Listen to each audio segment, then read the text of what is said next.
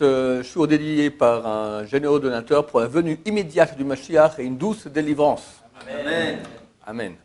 Nous sommes dans le cadre des 7 jours du couple et on va parler un peu de ce sujet-là super important.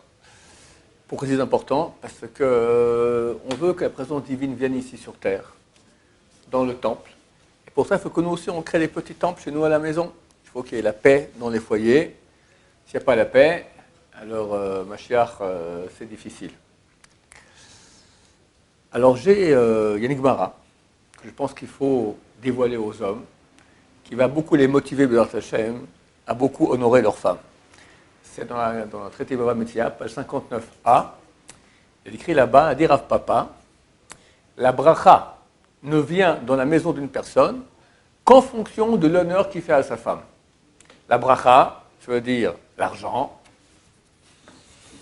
la santé, la réussite, ne vient que à l'honneur qu'on fait aux femmes.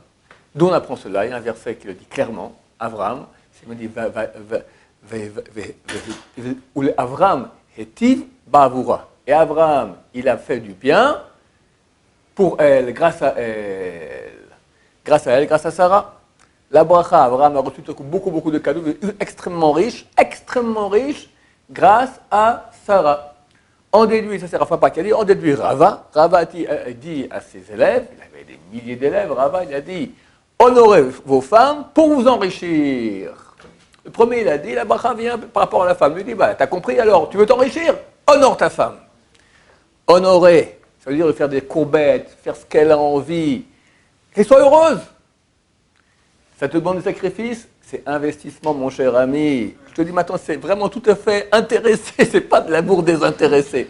Intéressé à fond, ok, alors vas-y, au moins qu'il y ait ça. Elle sera contente aussi comme ça. Honore-la, les bijoux, les habits, les sorties. Et bien sûr, honorer, ça veut dire dans la maison. Attention à ce que tu dis. Retenir ta bouche. Faire ce qu'elle a envie. On va raconter une histoire, une anecdote qui est super extraordinaire. Le Chafetz Chaim, qui est le grand de la Torah, et pour lui, ce n'est pas une seconde de Torah avait une valeur énorme, mais un millième de seconde de Torah avait une valeur énorme. Son fils raconte qu'un jour, il s'est dit, toujours mon père, il arrive le premier, après la synagogue, c'est le premier à la maison en train d'étudier. Aujourd'hui, je vais courir, je sais d'arriver avant lui. Il fait la prière, il fonce, il arrive à la maison, et son père déjà en train d'étudier. Inimaginable. Chaque seconde de son temps, ça va être des millions de milliards. Il a écrit des livres entiers là-dessus, sur l'importance du Bitul Torah, de ne pas faire attention, de ne pas perdre une seconde de Torah. Il s'est marié, il s'est remarié, et on arrive à Sukkot. Sukkot est la mitzvah de construire sa soukha. Bon, il construit la soukha dans le jardin. Combien de temps ça lui a pris? Allez, 4-5 heures au moins. Soukha. Au moins 4-5 heures à construire. Sa femme sort et lui dit, mais pourquoi tu as fait de ce côté-là? Il y a de l'ombre, mais là, ici, il y aura plus de soleil, on aura plus de chaleur. Il pipe pas un mot. Il dit, oui, chérie, c'est bon. Il détruit toute la soukha. Elle en fait à côté, de nouveau, 4-5 heures. Elle sort et dit, tu sais, je crois que tu avais raison. C'était mieux là-bas. Il pipe pas un mot. Il détruit toute sa soukha. Il la refait là-bas. Ce monsieur, pour une seconde de Torah, il était prêt à sacrifier des millions de milliards. Ça valait une valeur énorme. Mais sa femme a dit, elle n'a pas dit, détruis, mets là-bas. Tu avais raison, ça aurait été mieux là-bas. Rien. Oui, chérie. Il détruit et reconstruit avec le sourire. Un exemple de grande Torah. Alors, ce n'est pas nous, mais il faut tendre vers. D'accord? Il faut tendre vers. Il faut prendre ces exemples. Et si notre Yetzer Tov ne suffit pas, notre bon penchant, le mauvais penchant, tu vas nous dire, tu veux gagner de l'argent, mon cher ami, tu veux le prendre à ça, hein? Ok, alors vas-y, honore ta femme.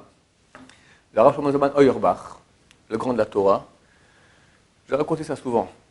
Le pauvre, il a enterré sa femme, et il y a une coutume, quand on est face au corps, on demande pardon. Pardon si je t'ai fait du mal durant ma vie. D'accord? Il dit, je ne demande pas pardon. Je ne demande pas pardon. C'est maintenant, alors quand? C'est pas maintenant. Et je ne demande pas pardon parce que je n'ai jamais fait à ma femme une chose qui nécessite que je demande pardon. J'ai été OK toute ma vie avec elle. Qui peut dire ça? Une semaine avec sa femme. Il y en a qui ne même pas 1 heure avec sa femme, d'accord? Une semaine, 1 mois, une vie entière. Alors, ce n'est pas notre degré, mais c'est pour nous dire à quel point il y a beaucoup à investir dans ce domaine. Baruch Adonai l'olam, amen, amen.